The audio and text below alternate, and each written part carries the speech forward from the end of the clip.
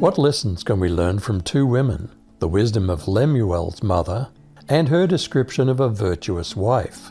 Let's look at Proverbs 31. Was Lemuel's mother a very wise woman?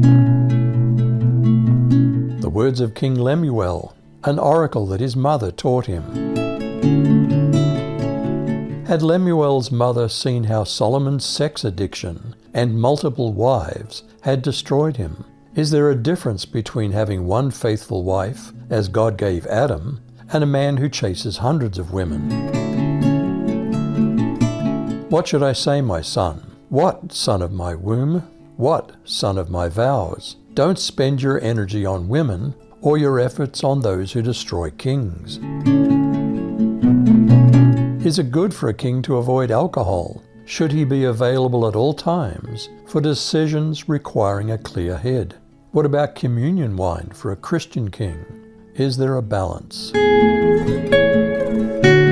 It's not for kings, Lemuel, not for kings to drink wine, or for rulers to desire liquor. Otherwise they may drink and forget what's been ordained, perverting justice for all the oppressed. Who is perfectly free to have a strong drink or glass of wine? Give strong drink to him that's ready to perish, and wine to those that be of heavy hearts. Let him drink and forget his poverty, and remember his misery no more. Should we fight for the handicapped and desire justice for the suffering and the poor? Open your mouth for the mute, for the justice of all those passing away. Open your mouth, judge righteously, and render justice to the afflicted and needy. Designed as an acrostic of the 22 letters of the Hebrew alphabet, what kind of high standards did Lemuel's mother advise him to look for in a wife? Would she be worthy, capable, intelligent, noble, the perfect wife? An excellent wife, who can find her? For her worth is far above jewels. How valuable is it to have a wife that a man can completely trust, that she will not overspend, but wisely handle family finances. Her husband has full confidence in her and lacks nothing of value. How important is it to have a wife who builds her husband up rather than constantly tear him down with criticism?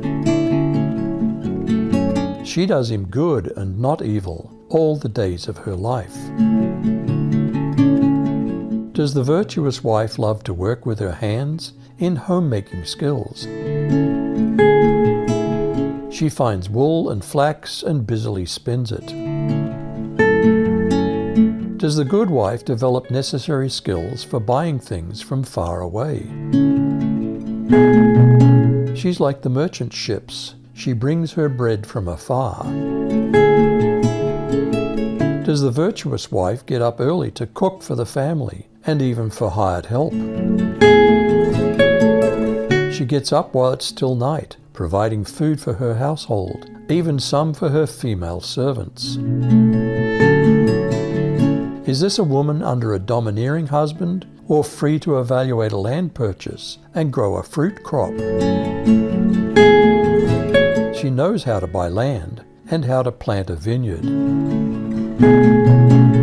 Is she a lazy woman, too delicate for physical work, or energetic and strong? She dresses herself with strength and makes her arms strong. Does the capable wife earn an income through her business efforts? Does she also work late? She sees that her profits are good and her lamp never goes out at night. Is this intelligent and noble wife also capable in the basics of garment making? She works with her own hands on her clothes. Her hands work the sewing spindle. Is this perfect wife also someone who cares for the poor and needy? She stretches out her hand to the poor. Yes, she reaches forth her hands to the needy. Is the virtuous woman prepared for winter, with appropriate clothing for her household. She's not afraid of the snow for her household, for all her household are clothed with scarlet. Is she also dressed appropriately, including occasional expensive clothing? She makes coverings for herself. Her clothing is fine linen and purple. Because of the support given by such a virtuous woman, is her husband able to take a leading role in community affairs? Her husband is respected at the city gate, where he takes his seat among the elders of the land. Is this amazing woman also competent to create her own clothing line and sell it? She makes linen garments and sells them, and supplies sashes for the merchants.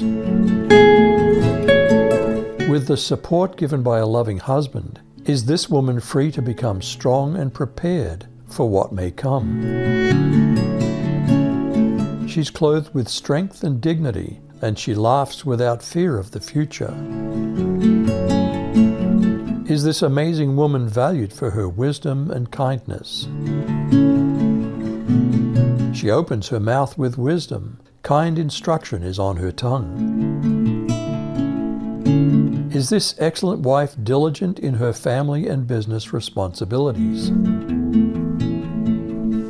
She's vigilant over the activities of her household. She doesn't eat the food of laziness. Is this virtuous woman praised by both her children and her husband? Her children praise her, and with great pride her husband says, "There are many good women, but you are the best." Of all her qualities, which is the most important that any woman should have? Charm is deceitful, and beauty is vain, but a woman who fears the Lord is to be praised. Will the excellent wife find praise in her labor that reaches even community leaders? Give her the reward of her labor, and let her works praise her in the city gates. Is there a spiritual lesson here as well, in picturing the church as the bride of Christ? Let's rejoice, be glad, and give him glory, because the marriage of the Lamb has come, and his bride has made herself ready.